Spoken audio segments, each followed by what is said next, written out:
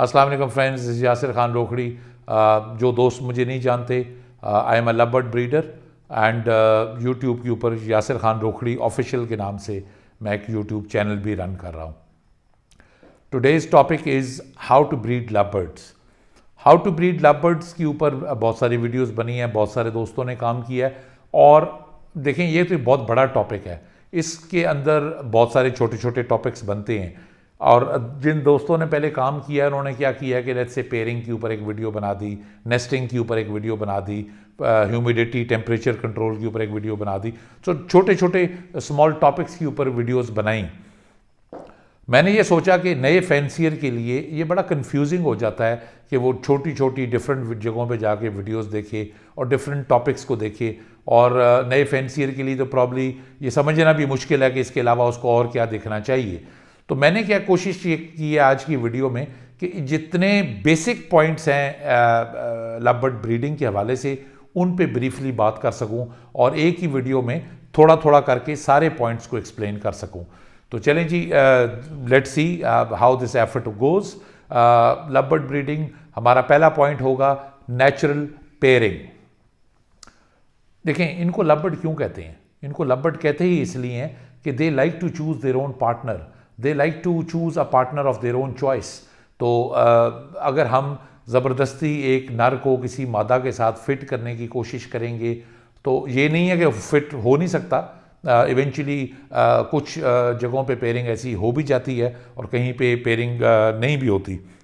लेकिन अगर हम लव बर्ड को नेचुरल पेयरिंग का मौका देंगे तो उसकी ब्रीडिंग रिजल्ट्स और आएंगे। आपके बच्चे जो होंगे वो उसकी यील्ड बढ़ जाएगी, 4-4, 5-5 चिक्स आएंगे और मादी जो है बच्चों को नर और मादी मिलके पालेंगे भी बहुत अच्छा।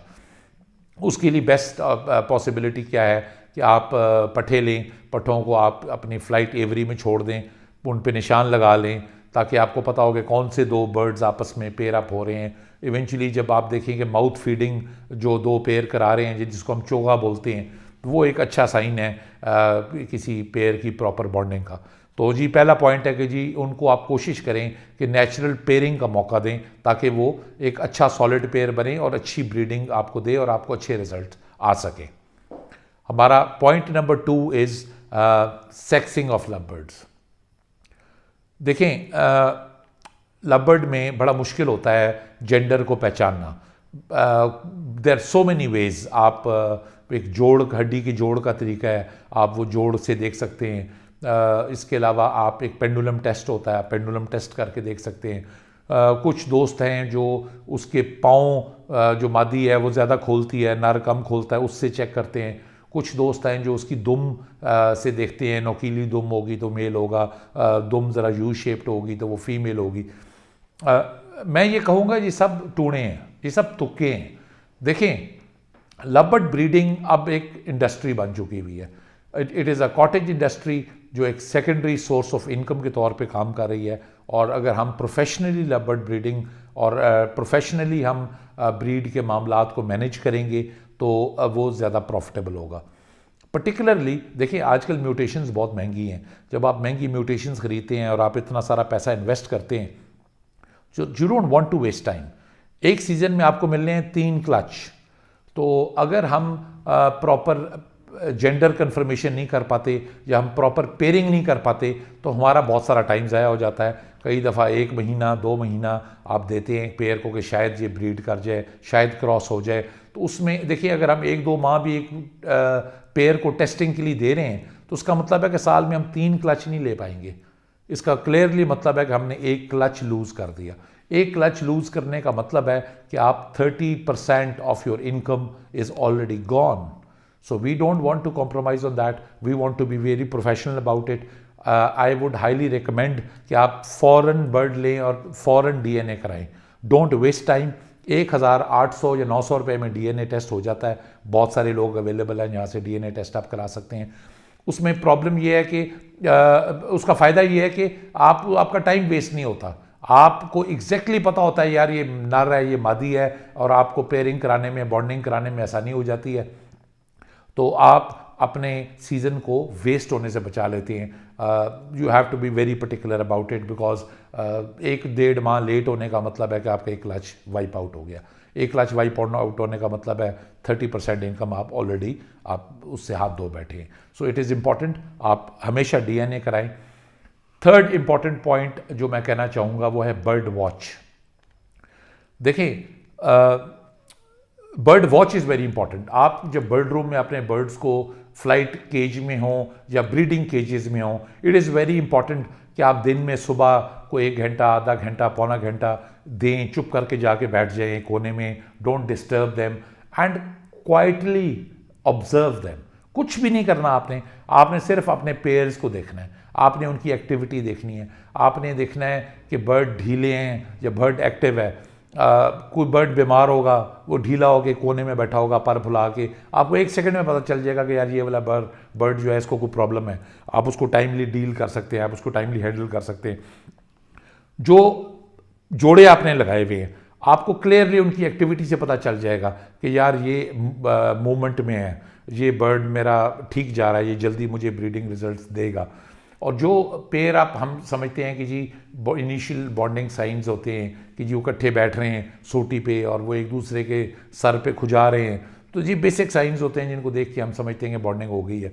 तो आप समटाइम्स वो 2 मादियाँ भी बॉन्ड हो जाती हैं। तो अगर आप बर्ड वॉच कर रहे हैं तो आपको उनके बिहेवियर से इवेंचुअली पता चलना शुरू हो जाएगा कि ये बर्ड पेयर मूवमेंट में है, ये बर्ड पेयर मूवमेंट में नहीं है। अगेन आपका टाइम वेस्ट होने से बच जाएगा। मैंने पहले भी आपसे अर्ज़ की कि टाइम वेस्ट होने का मतलब है कि आपका एक क्लच ज़ाया हो रहा है। So you have to be very particular about it. Bird watch is very important. आप दिन में 2 दफ़ा, सुबह में, शाम में आप उनको टाइम दें, देखें, एक्टिविटी मॉनिटर करें, तो आपको सारा सिचुएशन समझ आती रहती है कि आपकी पूरी एवरी के अंदर क्या हो रहा है। Next important point is breeding vitamin. Breeding vitamin जब आप ब्रीड लेना चाहते हैं, लेट्स से सीज़न स्टार्ट होता है सितंबर में, तो 1 अगस्त से एग्जैक्टली 30 डेज़ पहले आपने उनको डेली बेसिस पे ब्रीडिंग वाइटामिन देना शुरू कर देना है, जिसको हम कहते हैं कि जी वाइटामिन कोर्स करा रहे हैं। वेटाफार्म का प्रोडक्ट है सॉल्वेट डी ब्रीडर, वो मैंने यूज़ किया है, अच्छा प्रोडक्ट है।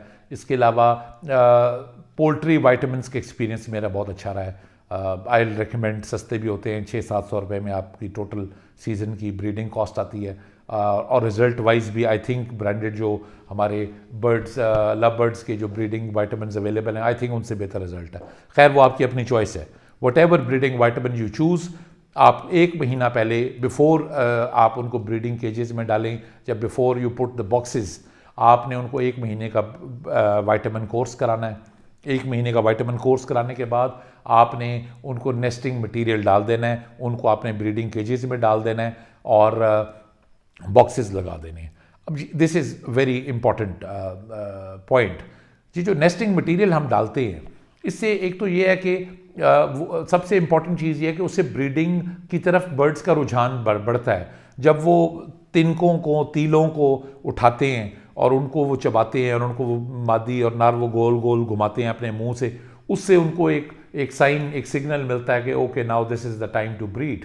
तो आपकी जो ब्रीडिंग प्रोसेस को किक स्टार्ट करने में वो नेस्टिंग मटेरियल एक बड़ा इंपॉर्टेंट रोल प्ले करता है। जो नॉर्मली नेस्टिंग मटेरियल यूज़ किया जाता है, वो जो एक चूने वाली कूची होती है, वो I think that serves as a very good nesting material. मैं भी वही यूज़ करता हूँ और आई थिंक बड़ा अच्छा रिजल्ट है उसका। उसमें सिर्फ एक एहतियात ये करनी होती है, वो कुछ कूचियाँ आती हैं जो ज़रा उनमें नरम तीले होते हैं, तो नरम वाले तीले आपने निकाल देने हैं। नॉर्मली जो ज़रा सख्त वाले हार्ड तीले होते हैं वो लवर्ड्स ज़रा ज़्यादा इंजॉय करते हैं।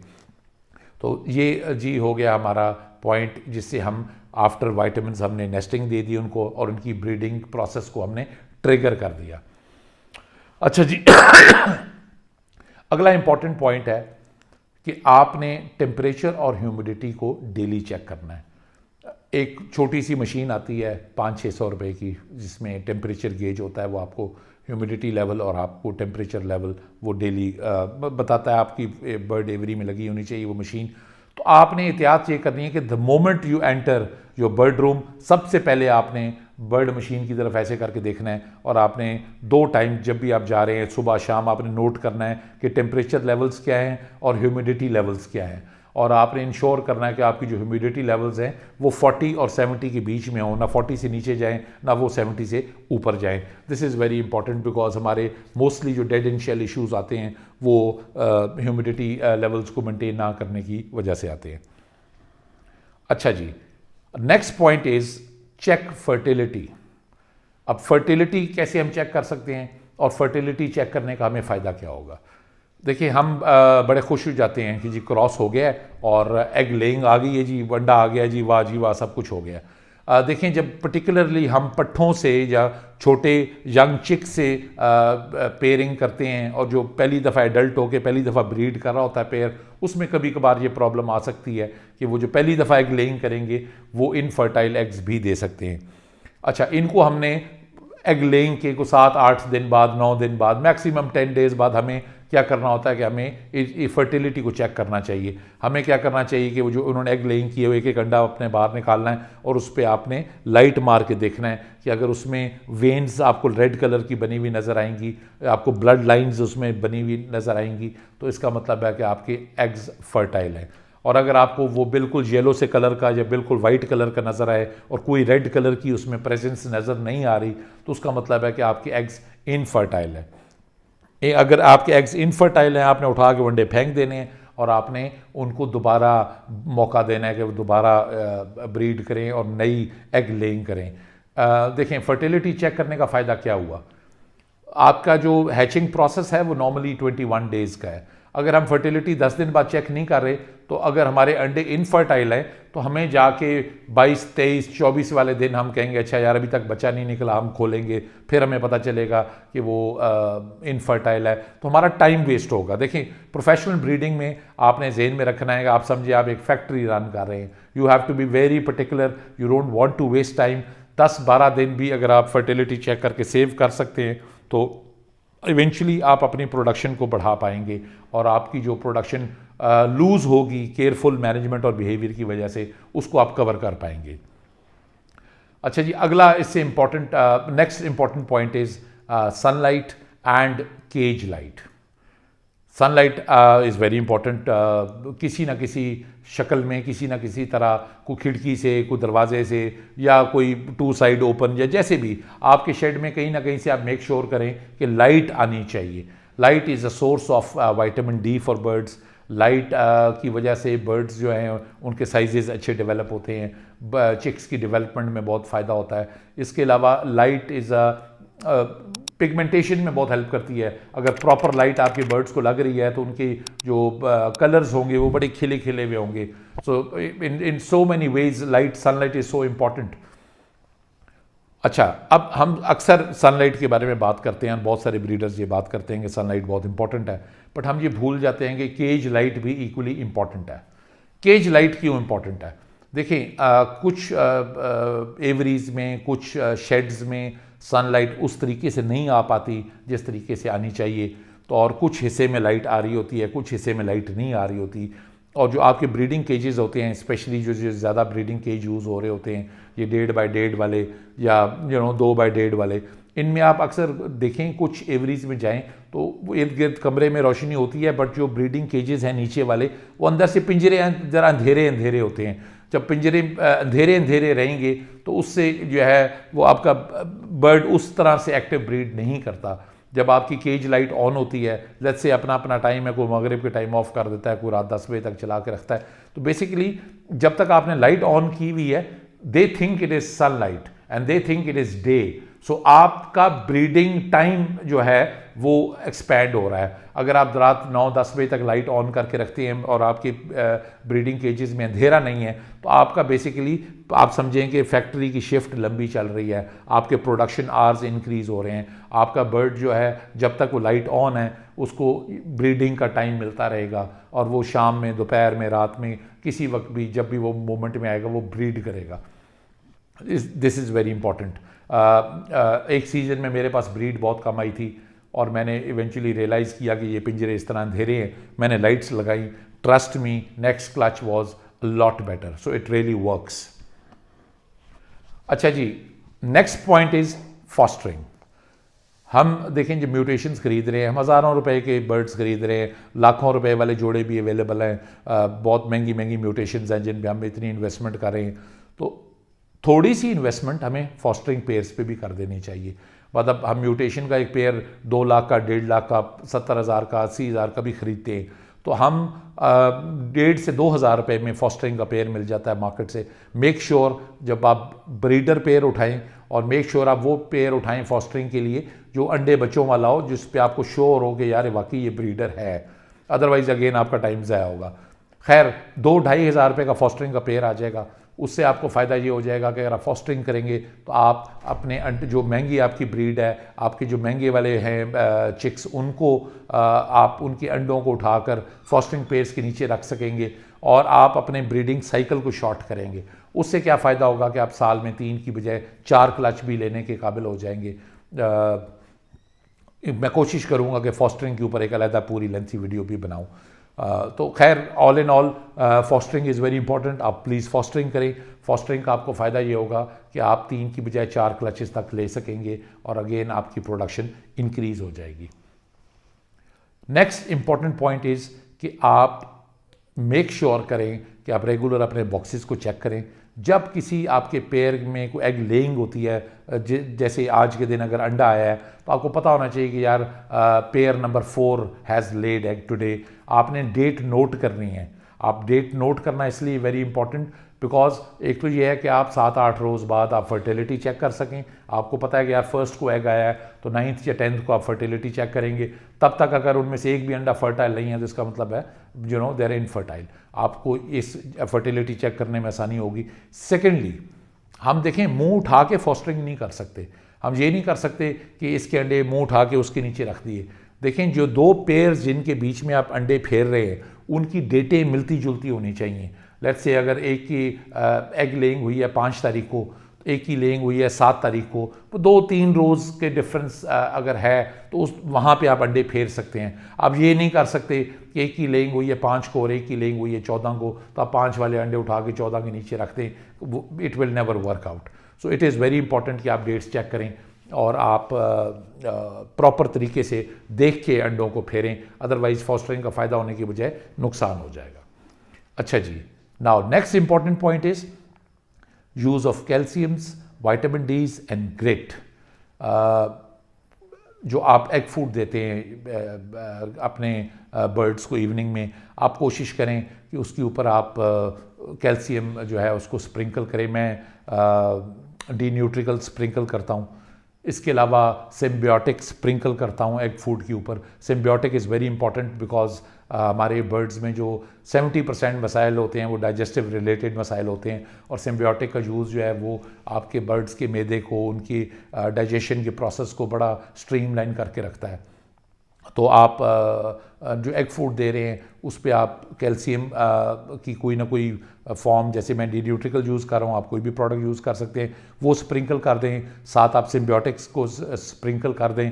और इसके अलावा हर किस्म की आपकी जो मिनरल रिक्वायरमेंट्स है उनके लिए ग्रिट बहुत इंपॉर्टेंट है। आप मेक श्योर करेंगे ग्रिट वहाँ पे आपकी केज में रेडीली अवेलेबल है, स्पेशली जब वो ब्रीड कर रहा होता है। जब भी मादी आपके अंडों के ऊपर से उठ के बाहर फीडिंग के लिए आती है तो यू विल रियलाइज़ कि she will always go in and वो ग्रिट के बर्तन में लाजमी मुँह मारेगी। तो अब उस टाइम पे उनकी मिनरल रिक्वायरमेंट्स ज़रा इन्हेंस हुई होती हैं, तो ग्रिट की अवेलेबिलिटी होनी बहुत ज़रूरी है। विटामिन डी की सोर्स के लिए आपको अच्छे proper branded mineral blocks use करें।